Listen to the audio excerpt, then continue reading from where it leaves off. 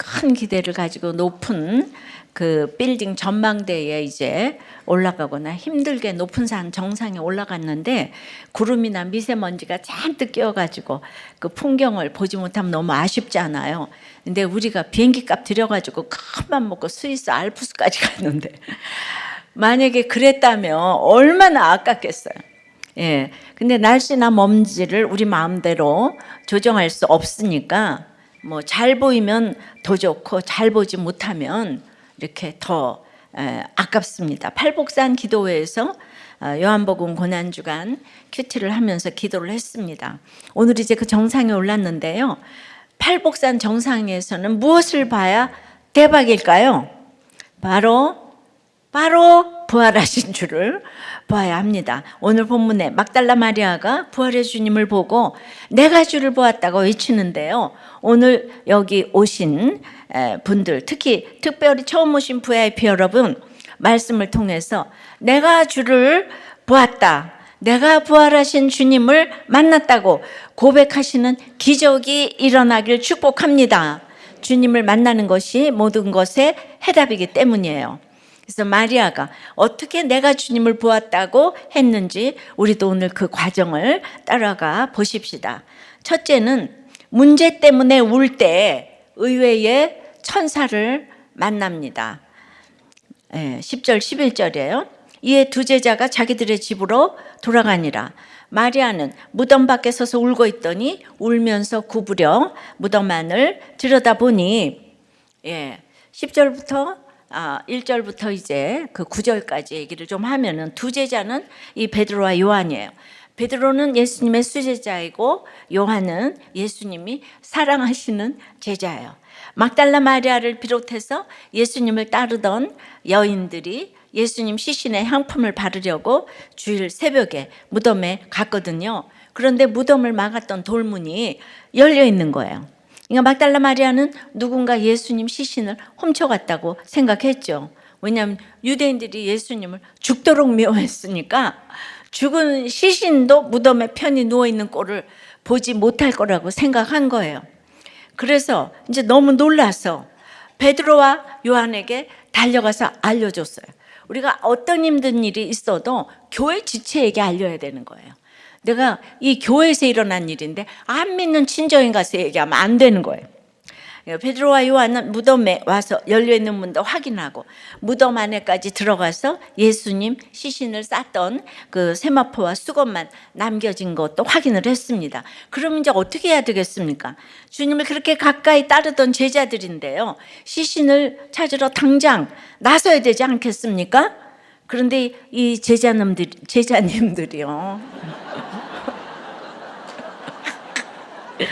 놈들에서 님들로 승격. 그냥 자기들의 집으로 돌아갔어요. 예수님의 시신이 없어진 것도 심각하게 여기지 않았고요. 심각한 문제라고 생각했어도 내가 할 수 있는 건 아무것도 없어. 그냥 포기한 거죠. 부활의 말씀을 그렇게 들었는데 알지도 못하고 이 힘든 문제를 외면하고 회피하기 바쁜 우리의 모습과 너무 같죠. 성경은 이렇게 우리 모습을 여실히 보여주는 교과서인 거예요.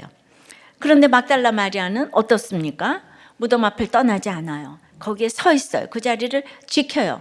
문제가 일어난 자리, 생각하고 싶지 않은 자리를 피하지 않고 떠나지 않고 지키고 서 있습니다. 물론 너무 힘들어요. 문제를 직면한다는 건 너무 어려운 거예요. 그래서 마리아가 어떻게 합니까? 울고 있어요. 한번 울고 마는 게 아니에요. 그냥 우는 것도 흐느끼는 것도 아니에요. 원어로 보면 땅을 치면서 소리 지르며 통곡하고 정말 울 기력이 없도록 엉엉 우는 거예요.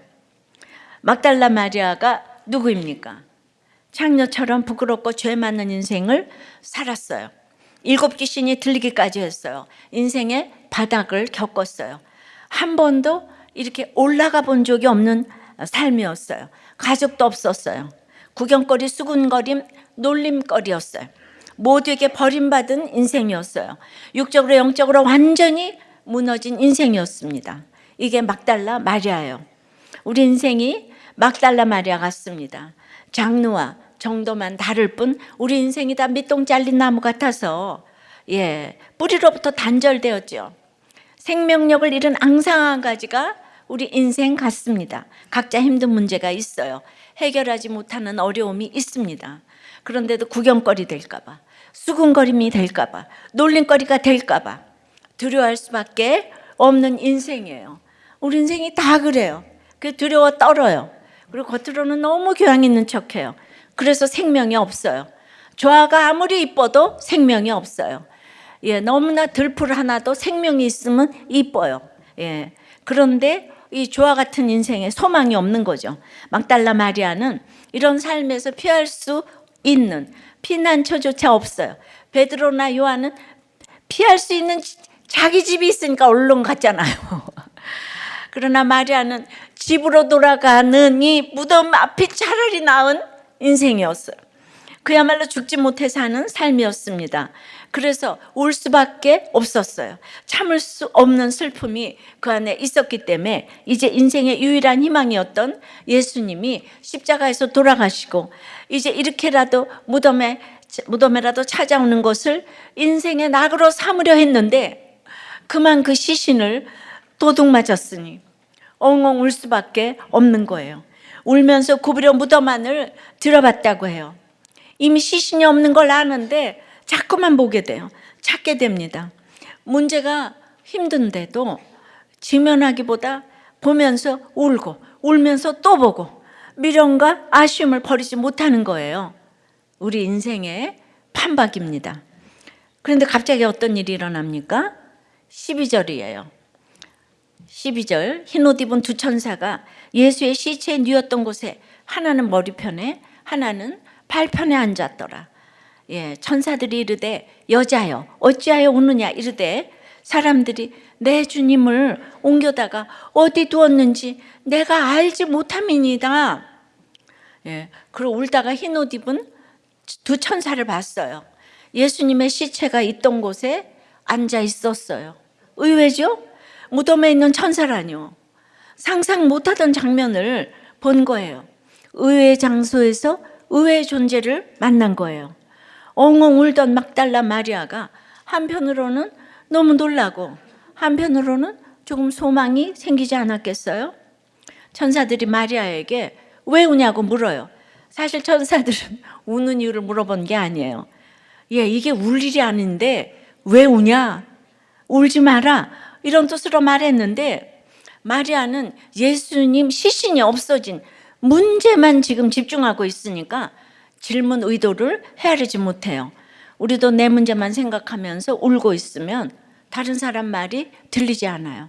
그냥 내 생각대로 듣고 내 문제 위주로 이해하고 내 슬픈 것만 말해요. 아픈 거예요. 우리가 다 아파요. 그래서 싸울 수밖에 없어요. 인생이 아프고 슬프고 늘 반복되는 싸움에 지친 분들이 오늘 오셨습니까? 잘 오셨어요. 천사 같은 지체들이 여러분을 맞이하며 환영해요. 너무 잘 오셨어요. 꾸벅. 오시느라 수고하셨어요. 꾸벅. 지금까지 죽지 않고 살아주셔서 감사해요. 꾸벅. 주님은 우리처럼 연약하고 아픈 사람 기다리셨습니다. 멀쩡한 의인은 주님이 필요가 없어요. 주님은 아픈 죄인 살리러 이 땅에 오셨습니다. 다 죽은 우리를 부활하게 하시려고 오늘 여기서 말씀하세요. 적용 질문입니다. 어떤 문제 때문에 울고 또 울고 있습니까? 의외의 천사 같은 사람을 만났습니까? 누군가에게 천사 같은 사람이 되고 있습니까? 자, 내가 줄을 보았다. 첫 번째 뭐라고요? 이제 문제 앞에서 울 때 의외의 천사를 만나게 된다고 그랬어요. 두 번째는 의외의 환경에서 양육하시고 이름을 불러주십니다. 14절이에요. 이 말을 하고 뒤로 돌이켜 예수께서 서 계신 것을 보았으나 예수이신 줄을 알지 못하더라. 내가 울고 있는 사건 속에서 예수님은 내 뒤편에 서 계시는구나를 믿으면 되는데 내 상황이 급박해서 사건만 쳐다보느라고 예수님이 안 보였어요. 보려고 돌이켰지만 내 힘으로 돌이키니 예수님이 안 보였어요. 마리아가 그토록 따르던 주님, 이제 그 시신이 없어진 것도 그렇게 슬퍼할 정도로 사모하던 예수님인데요. 왜 못 알아봤을까요? 이것은 굉장히 중요한 영적인 교훈을 주기 위한 사건이에요. 우리의 각자 환경 속에서 내 자녀는 잘 돼야 되고 부도는 절대로 나면 안 되고 세상 모든 사람이 바람펴도 내 남편은 바람피는 일은 절대 없어야 되고, 예. 이렇게 그러니까 당연히, 예, 내 자녀는 엄친아여야 되고, 그런데 이제 남편 문제 또 부도 문제 자녀 문제가 다 터졌어요. 절대로 인정이 안 되는 거예요. 믿어도 고정관념은 너무도 굳세어서 모든 것이 제자리에 돌아와 있어야 한다는 말 외에는 아무것도 안 들리는 거예요. 교회가 6만 개래도 지역감정 진영 논리는 절대로 안 변하는 거예요. 예. 그래서 진짜 이 구속사가 들려야 되는데 너무 예수님, 예, 엘리사 말 듣는 사람이 없잖아요. 그죠? 우리는 예수님 때문에 우는 것 같지만은 나도 남도 속는 것이 사건 때문에 결국 내 자신의 유익 때문에 울 때가 많아요. 막달라 마리아 입장에서 예수님이 정말 자기의 시그니처야 그냥. 예, 뭐 예수님 누가 이제 자기를 그렇게 따뜻하게 해줄 것이며 사람 대접을 해주겠는가? 시신에 향품 발라서 장례 잘 치루어 놓고 죽는 날까지 이제 무덤에 댕기는 게 이제 하프타임의 비전인데, 그것이 죽는 날까지의 계획인데, 그것이 예수님을 사랑하는 최고의 방법이라고. 그래서 다 계획 정해놨는데 지금 시체가 없는 거예요. 환경이 어려워서 말씀을 깨달아야 하는데 깨달아지지 않아서 안타깝고 정말 울고 싶을 때가 있지요. 근데 그보다 더 안타까운 것은 환경이 너무 좋아서 무덤덤한 사람인 거죠. 마리아는 실제로 주님이 부활하셨는데 지금 시체가 보이지 않아서 울고 있어요. 결국 가장 좋은 일 앞에서 울고 있는 거예요. 우리도 지금 내가 울고 있는 사건이 가장 좋은 주님을 만나는 가장 좋은 일인데 시체가 없다고 지금 울고 있는 거예요. 제가 10년 전에 세월호 바로, 예, 한 이틀 지나서 설교를 했어요. 예. 첫 번째 대지가 시체가 없어서 울고 있는 말이야. 예. 그러니까 진짜 여기서 주님을 만나야 되는데 전부 시체 찾느라고, 온 국민이 시체 찾느라고. 예, 근데 거기는 지금 생명이 없는데 거기에서 주님을 만나는 이게 가장 좋은 일인데 저는 그때 그렇게 설교를 했습니다. 예, 그래도 지금까지 이렇게 썽썽하게 살아있네요. 예, 그렇게 설교를 했어요. 예, 저하고 똑같은 일이 일어났잖아요. 예, 그런데 이렇게 울고 있는 거예요. 마리아가 이렇게 알아보지를 못하니까 15절에 예수께서 이르시되 여자여 어찌하여 울며 누구를 찾느냐 하시니 마리아는 그가 동산지기인 줄 알고 이르되 주여 당신이 옮겼거든 어디 두었는지 내게 이르소서 그리하면 내가 가져가리이다. 예수님이 천사들하고 똑같은 질문을 해요. 여자여 어찌하여 우느냐. 그런데 하나 덧붙이셔서 누구를 찾느냐. 마리아가 왜 우는지 주님은 이미 아시는 거예요. 왜 울어? 네가 찾는 사람이 여기 있어. 나야 나. 이렇게 말씀하시는 거예요. 근데 이렇게 질문하시는 것은 말씀으로 좀 양육하시는 것이죠. 어린아이를 가르치고 키우듯 양육하시는 거예요. 생각해보라고, 띵크해보라고. 고난은 피하라고 오는 게 아니에요. 고난은 낭떠러지로 질주하던 우리를 멈춰 세우는 신호등이자 가로막인 거예요. 떨어지지 않도록 그냥 영벌에서 떨어지지 않도록 지켜주는 거예요. 고난은 생각하라고 오는 거예요. 내 삶을 생각하고 앞으로 살아갈 삶을 생각하고 그렇게 인생의 방향을 유턴하라는 거예요. 나만 바라보던 삶에서 돌이켜 예수님을 보는 인생을 살라는 사인인 거예요. 이것을 말씀으로 생각하게 하시며 양육해 가십니다. 오늘 주님이 여러분에게 이렇게 말씀하세요. 여러분이 찾던 것이 무엇이든 결국 우리가 주님을 만나야 합니다. 우리를 만드시고 구원하시는 예수님을 만나면 인생의 방황이 끝납니다. 그러니까 해석을 잘해야 방황이 끝나는 거예요. 피해자 입장에서 생각하면 천년이 가도 해결이 안 돼요. 구속사적으로 해석을 해야 해결이 되는 거예요. 오늘 나오신 여러분에게 주님이 네가 찾던 대답이 여기 있어. 바로 나야. 나야 나. 오늘 이렇게 말씀하십니다. 그런데 이렇게 말씀하셔도 우리가 알아듣지 못할 때가 많아요. 마리아도 그랬죠. 주님의 음성도 알아듣지 못하고 그를 동산지기인 줄 알았다고 해요. 제가 다 말을 해도 그냥 저 여자가 뭐를 알겠는가? 여자 목사가 뭐를 알겠는가? 수도 없이 저를 그 이상도 이하도 생각하지 않을 때가 너무 많았어요. 그냥 동산지기인 줄 알아요.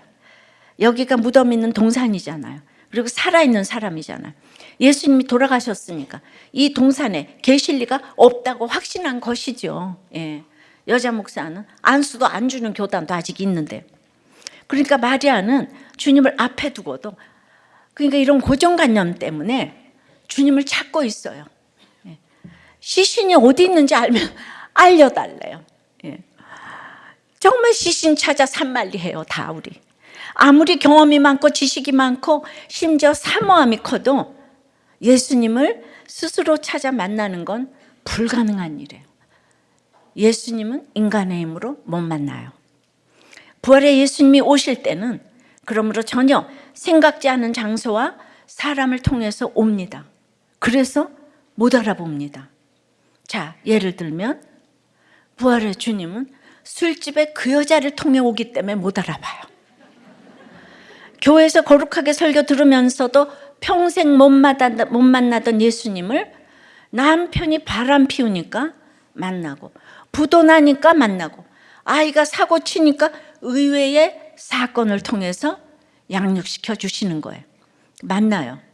그것을 모르고 시체 없어졌다고 울고 있지는 않은지 생각을 해보십시오. 예. 그러니까 정말 교회를 다녀도 이 문제가 해석이 안 되는 거예요. 수많은 돈을 써서 우리의 목적은 시체 찾는 거였어요. 이걸 예수 믿는 분들이 다 해석을 해줘야 되는데, 예, 저는 성남 체육관에서 부활절 연합 예배에서 이 설교를 소리 높여 외쳤습니다. 그날 예수님이 십자가의 고통에서 쓸개탄 포도주는 받지 않으시고 신포도주는 받으시는데, 똑같은 포도주인데 그 같은 고통 가운데서 어떻게 분별하시고 쓸개탄 포도주는 안 받으셨는지 놀라면서 십자가는 착한 것이 아니고 마지막까지 분별이라는 생각을 다시 합니다.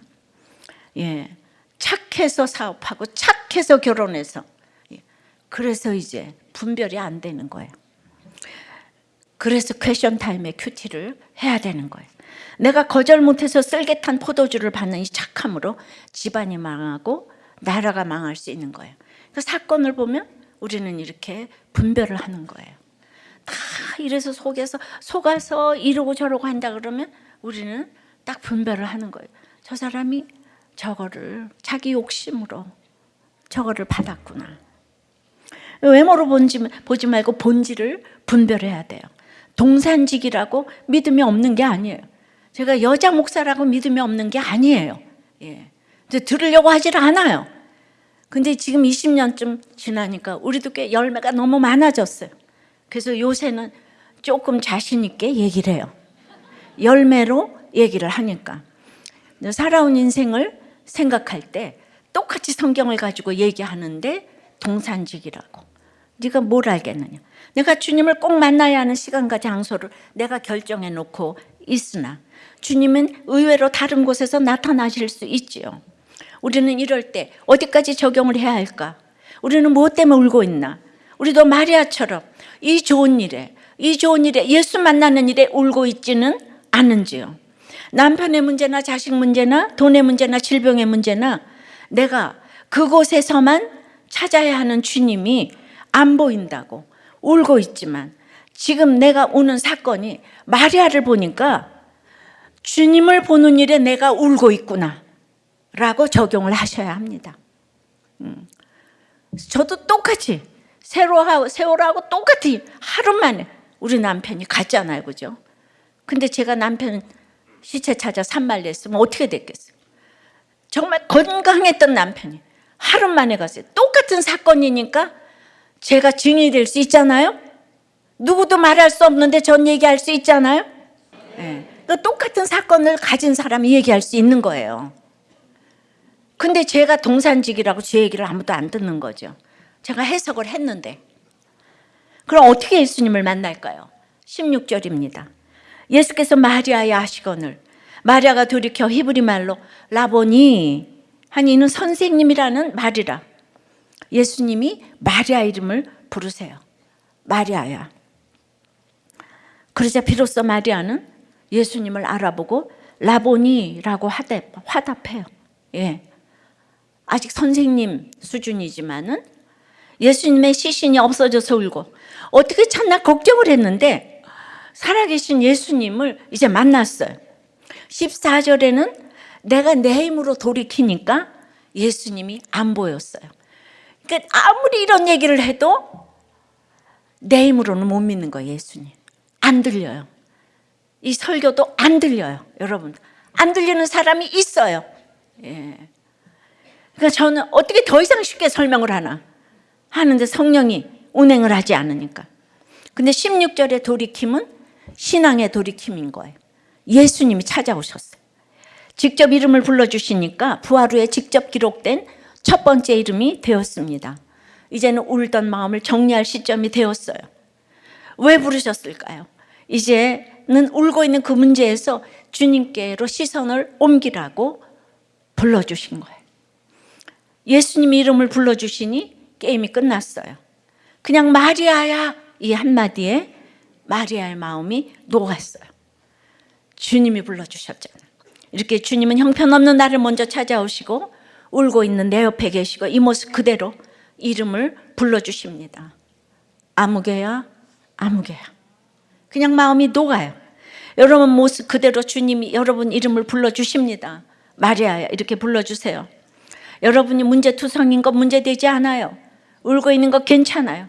너무 쉬운 거 몰라도 아무 일 없어요. 일어날 일 없어도 피할 곳이 없어도 걱정 없어요. 예수님은 그냥 여러분 모습 그대로 여러분의 이름을 그대로 불러주십니다. 적용 질문이에요. 하나님이 여러분의 이름을 불러주신 고난과 말씀은 무엇인가요? 세 번째는 이제 사명을 주셔야 되잖아요. 이렇게 말씀하셨다고 사명 감당하게 하십니다. 말씀이 있어야 돼요. 이렇게 말씀하셔. 오늘 큐티 말씀에, 오늘 말씀에, 어제 말씀에 말씀하셨다고 사명 감당하게 하십니다.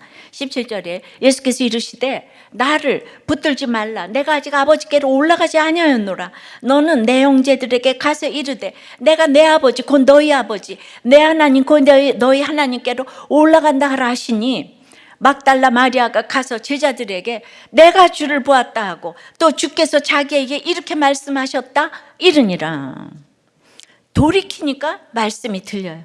말씀하신 내용은 붙들지 말라, 만지지 말라, 현재형 헬라어로 계속해서 주님의 그 육신을 붙들고 늘어지는 행위를 말해요. 그러니까 주님을 다시 만났어요. 그러니까 부활의 주님을 만난 것 같은데 아직 육신의 주님, 이게 반가이가 되는 거예요. 거기에 다시 길이 있다고 생각하는 거예요. 마리아는 예수님을 알아보는 순간에 예전 예수님과 함께 있었던 생각이 나서 또 같이 있고 싶고 전처럼 예수님의 말씀을 듣고 싶은 생각에 다시 예수님을 붙들고 만지려는 이 생각이 있는 거예요. 힘들 때는 이제 돌이키다가도 조금 나아지는 것 같으니 다시 행복했던 때를 꿈꾸며 그때로 돌아가고 싶은 거예요. 자, 자꾸 남편 얘기해서 죄송한데요. 남편의 외도나 또 여자의 외도나 같은 거죠. 아내의 외도나. 울며 주님께 양육받고 주님을 만났어요. 남편을 초청했더니 남편이 와서 정신을 차렸어요. 그러니까 남편이 정신을 차리니까 사명을 딱 놓아버리고 옛날에 하던 대로 그냥 남편 그냥 붙들고 그냥 놀러 다니고 싶은 거예요. 예배고 목장이고 교회고 주님이고 다 떠나도 남편만 있으면 그저 좋아요. 이게 남편 사랑이 아니에요. 망하는 거예요, 그거. 이게 바로 육적으로 붙들고 늘어지는 거죠. 이제는 새로운 부활의 가치관을 가지고 이타적으로 살라는 것인데, 이타적으로 살아야 여기까지 가야 하는 거예요. 제자들에게 가서 내가 주를 보았다고, 자기에게 이렇게 말씀하셨다고 전하고 사명을 감당하라, 이렇게 하는 거예요. 근데 제자들은 못 알아듣고 도망가고 팔아먹고 흩어졌지만, 창녀 마리아는 무서움보다는 죽음보다 강한 사랑을 가지고 무덤에 가서 울다가 주님을 보았어요. 만났어요. 사명을 주셨어요. 이렇게 막달라 마리아가 내가 주를 보았다고 처음 전도 간증한 곳이 어딘가 하면은요, 기라성 같은 예수님의 제자들이었다는 것 아니겠습니까? 아이러니컬하죠. 어제 요한복음 19장 마지막은 다 이루었다로 예수님의 이 땅에서의 사명을 이제 완수하셨다고 했어요. 그런데 성경을 응하게 하려 하서, 이 모든 일을 다 이룬 후에 성경을 응하게 하려 하서 목이 마르다고 하셨어요. 내 인생의 결론은 성경이 이루어지는 것이고, 마지막까지 해야 할 일은 성경의 목이 말라야 한다는 거예요. 근데 우리는 끝없이 세상에 목이 말라요. 예수 믿으면서도 정욕에, 자랑에, 세상에, 안목에 목이 말라요. 야망에, 사역을 해도 야망에, 사역에, 선교에, 설교에 목이 말라요. 그러니까 성경을 응하게 하는 삶이 최고의 전도요, 양육이요, 정말 상담이요, 삶이에요. 이제 뭘 해야 합니까? 부활하신 주님의 증인이 돼요. 내가 주를 보았다고 외쳐야 합니다. 적용 질문이에요. 놓치고 또 놓쳐도 또 붙들고 싶은 이 육신의 즐거움은 무엇입니까? 내가 산수갑산을 가도 예수를 믿고 뭘 해도 나는 이걸 못 놓치겠어. 내가 듣고 싶은 가장 기쁜 소식은 무엇입니까? 부활하신 주님을 보았습니까? 부활이 내게 가장 기쁜 소식입니까? 여전히 남편, 자녀, 아내, 돈 이런 것들이 기쁜 소식입니까? 이렇게 남편이 갈 때만 해도 마리아처럼 제 인생이 미약하고 내놓을 것이 없었는데, 그날 에스겔 말씀이 응하게 하신 그 말씀이 저에게 딱 맞는, 그리고 대접해 주신 것은 너무 황송한 일이었어요. 남편이 천국 갔다고 하시고 저에게 사명을 주신다고 했습니다. 남편이 알타가 간 남편도 아니고 아침에 멀쩡하게 병원에 일하러 나가서 이 세월호 사건이 저한테 일어났어요. 진짜 하루 만에 죽은 것이 얼마나 무서운 일입니까? 그리고 제가 남편이 집에 가고 싶다 그래서 엘리베이터도 없는 아파트 5층으로 이제 같이 왔잖아요. 그 보료가 있던 자리에 남편의 시신이 3일 동안 누워 있다가 갔어요. 그러니까 제가 자꾸 그 안방에 누웠던 곳을 자꾸 보게 되지 않겠어요? 누가 집에서 장례식을 치르겠어요, 요새 젊은 사람이. 그래서 생각나면 어쩌려고. 그런데 에스겔 18장 말씀으로 이렇게 양육을 해주시니까 천국 갔다 그러고, 이 일은 공평한 일이라 그러고, 너는 이제 사명자라고 하고. 우리 남편이 천국 간 걸 하나님이 아시는 거예요. 내가 그가 돌이켜 사는 것을 내가 왜 기뻐하지 아니하겠느냐. 내 문제까지, 내가 생각했던 까지 주님이 다 말씀해 주셨어요. 그러니까 제가 이 양육으로 뒤에 있던 예수님을 하루 만에 보고 살아났어요. 제 이름을 불러주시는 것 같았어요. 양재야, 이렇게 불러주신 음성으로 들리는 거예요. 넌 누구 찾니? 어찌해서 울고 있니? 에스겔 선지자도 하루아침에 아내를 데려갔단다. 슬퍼하지 말고 눈물을 흘리거나 하지 말며 죽은 자들을 위하여 슬퍼하지 말고 조용히 탄식하며 수건으로 머리를 동이고 표징의 선지자가 되라. 이런 말씀을 주셨어요. 너무 하루도 안 된 시간에 일어난 일이 파노라마처럼 지나가서 어떻게 세상 사람들이 다 이렇게 해석이 안 돼요. 그런데 이제 제가 어떻게 하여 여기까지 이렇게 사명을 받고 올 수 있었는가? 그 사건에서도 제가 회개를 했기 때문에. 남편이 갔는데 그냥 하나님 나를 위로하시는 게 아니고 너무너무 인생 최대의 회개를 하게 하신 거예요. 제가 가장 회개한 것은 나의 그 얄팍한 믿음인 거예요. 나는 남편 때문에 주님을 만났어요. 그럼에도 이 세상에 가장 힘든 사람이었어요. 그래서 이 남편이 변하기만 한다면 이 세상에는 바뀌지 않을 사람이 없다고 생각을 했어요. 그래서 너무 간절하다 못해 주님을 너무 사랑한다고 생각하고 난 지금 죽어도 여한이 없다고 생각해서 남편의 구원을 위해서 내가 생명을 내놓았어요. 내 생명 걷어가셔도 남편 구원해달라고. 그러니 저 같은 믿음이 어디 있겠어요. 저는 그냥 당연히 제가 이 세상의 믿음이 제일 좋은 줄 알았죠. 그런데 글쎄 남편이 간암으로 쓰러진 지 하루 만에 천국에 간 거예요. 이 의가 하늘을 찌르는 이 남편은 도저히 나는 회개할 것 같다는 생각이 안 들었어요. 왜냐하면 우리 남편 자체가 효자예요. 바람도 안 펴요. 아이들한테도 너무 다 잘해요. 그런데 힘들다니까 이해가 안 되죠. 근데 정말 이런 분이 제일 힘든 거예요.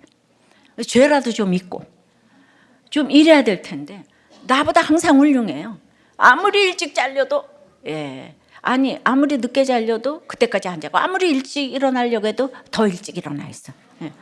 그 다음에 그냥 너무 이제 솔선수범해서 병원 청소도 하고 전기불에 끼고 수돗물에 끼고 백화점 안 가고 큰 차 안 타고 차도 안 타고 골프도 안 치고 이 사람이 부잣집 아들이란 말이에요. 그러니까 누구도 그 앞에서 행위로 이렇게 말할 사람이 없어요. 누군가 와서 전도를 하면은 다 대부분 망하고 이혼하고 이러잖아요. 너나 돈 끌어당기지 마. 너나 이혼하지 마. 그러니까 저는 그 남편에게 복음 전해줄 사람이 없어서 오늘 이렇게 안타깝게 그 한 사람, 이 남편 같은 사람에게 이렇게 복음을 전하고자 하는 거예요.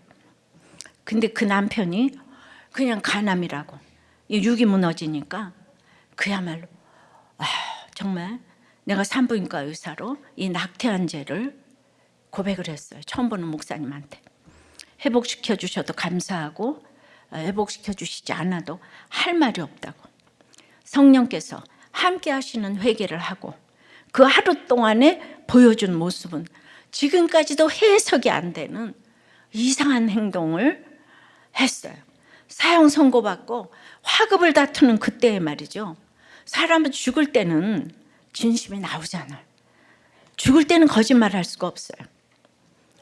그러니까 그렇게 효자에다가 아이들밖에 모르고 나는 주워온 여잔지 뭔지 그렇게 구박을 하고 학대를 일삼더니 그냥 병명을 듣고 내가 당신 회개하고 천국 가지 않으면 살 소망이 없다. 가서 부르짖었더니 첫 마디부터 사람이 죽는 건 한 번 정한이 친대. 왜 이렇게 울고 난리를 치냐고 이러더니 그때부터 제 걱정만 하는 거예요. 모든 걸 가둬놨으니까 뭐 이건 저기 있고 이건 여기 있고 열쇠는 여기 있고 이 얘기 막 하더니 그 다음부터는 중환자실에서 산소호흡기, 수혈, 십자가에 못 박힌 것처럼 그러고 있으면서 의사가 오면 집사람이 몸이 약해서 밤을 새면 안 된대요. 내보내달래. 조금 있다가 계속 있으니까 집사람이 다리가 아프니까 의자를 갖다 주래요. 계속 저만 부모님 얘기도 안 하고 애들 얘기도 안 하고 그러는 거예요. 그래서 드디어 이제 7시에 목사님이 처음 보는 목사님이 오셔서 영접하고 난 후에 이제 자기는 오래 살 사람이 아니라고 오늘 12시에 산소호흡기 수혈 다 빼겠다고. 내 성격을 알지. 이래 놓고는 우리 병원에 가서 자기 12시에 태어날 거니까 입원비 가져오라고. 가서 병원 생활비 주고 기름값 주라고. 저에게 이렇게 할 일을 알려주는 거예요.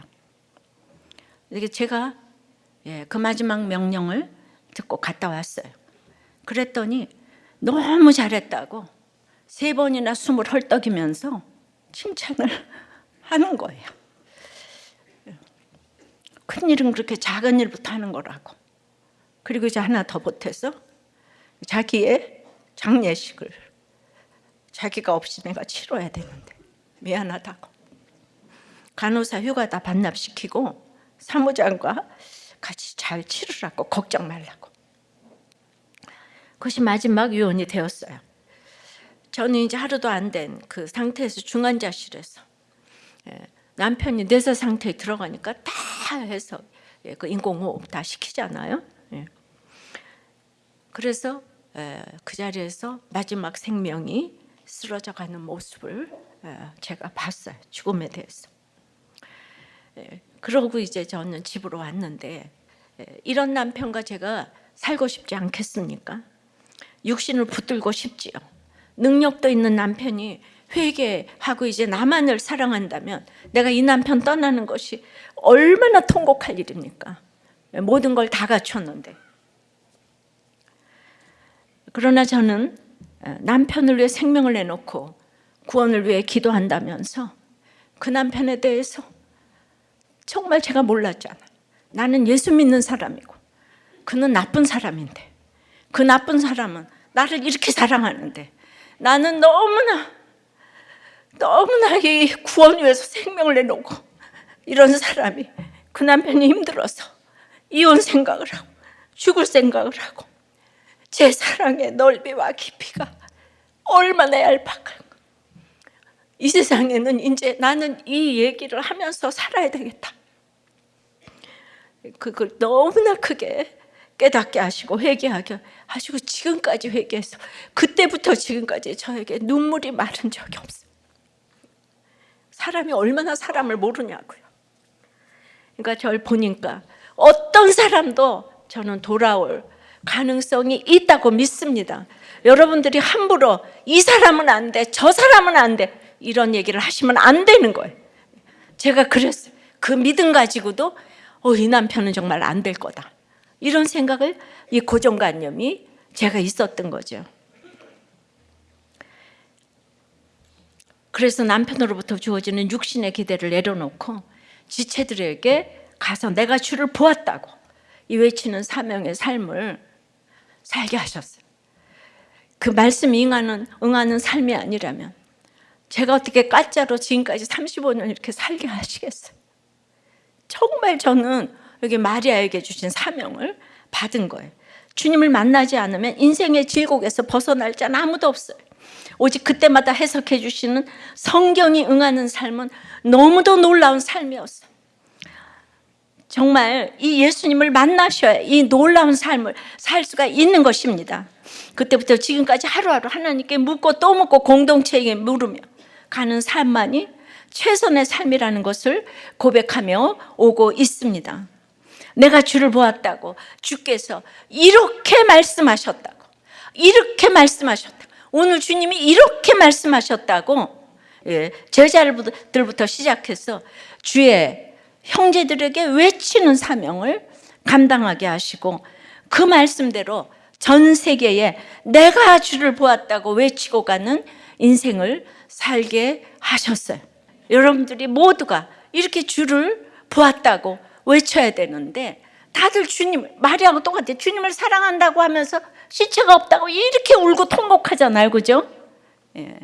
그래서 하나님의 가장 큰 선물은 저에게 이렇게 회개예요. 인생 최고의 감정은 미움도 사랑도 아니고 회개예요. 회개케 하셔서 가는 줄 믿습니다. 말씀 맺어 내가 주를 보았다는 문제 때문에 이렇게 울 때 의외의 천사를 이렇게 만나는 거예요. 의외의 환경에서 양육을 받아서 이름을 불러주시는 거예요. 그러면 사명 감당해서 이렇게 말씀하셨다고. 이 큐티 간증이 딴 게 큐티 퀘션 타임 말씀 물으면서 상담도 정말 교제도 전도도 사명도 다 감당하는, 그냥 그날 말씀 하나. 내가 깨달을 능력이 없는데 하나님 오늘 말씀 한 절만큼만 살게 해주세요. 내가 아무것도 못 깨달아. 근데 그날 말씀 듣고 내가 오늘 나가오니 회사에서 말하게 해주고 또 부부간에 말하게 해주고 결정하게 해주시고 그렇게 내가 주를 보았다 인생이 되시기를 바랍니다. 예, 내 이름을 주님께서 아세요. 기도할게요. 아버지 하나님, 이렇게 살아오면서 매 순간마다 성경이 응하는 인생을 살게 해주셔서 감사합니다. 주님, 참으로 주님을 사랑한다고 목숨을 내놓고 남편의 구원을 원한다고 했지만 제가 얼마나 정말 저의 그 사랑의 넓이와 깊이가 그 얄팍한 것에 대해서 제 자신에 대해서 정말 절망을 할 정도로 날마다 저는 자신이 없습니다. 늘 아직도 입으로만 설교하고 입으로만 사랑합니다. 그래서 하나님이 저를 용서해 주시기를 날마다 기도합니다. 우리 인간 최고의 감정이 회개라고 하는데 주님, 오늘 저희들이 여러 가지 너무나 힘들고 어려운 문제를 가지고 이 자리에 왔습니다. 주님, 세월호 문제보다 더 힘든 문제가 이 세상에 어디 있겠습니까? 그러나 그것이 내 앞에 계신 주님을 보는 일인데 다들 시체 찾느라고 인생 힘들어서 계속 슬퍼하며 끝까지 이 문제가 해결이 될 수가 없습니다. 오늘 이제 내가 나를 불러주시는, 오늘 참으로 마리아가 앞에 계신 주님을 보고도 모르고 동산지기인 줄 알고 네가 하는 말은 안 믿겠다고 하지만 오늘 주님이 마리아야 불러주셨을 때 마음이 녹았습니다. 오늘 여러분들을 이렇게 초청하기 원합니다. 아무개야, 내가 너를 안다. 내가 너를 안다. 이제 사명 감당하고 나가서 이렇게 말씀하셨다고 전해라. 너는 그런 사명이 있다. 이렇게 말씀하시는 주님의 초청을 오늘 여러분에게 하고 싶습니다.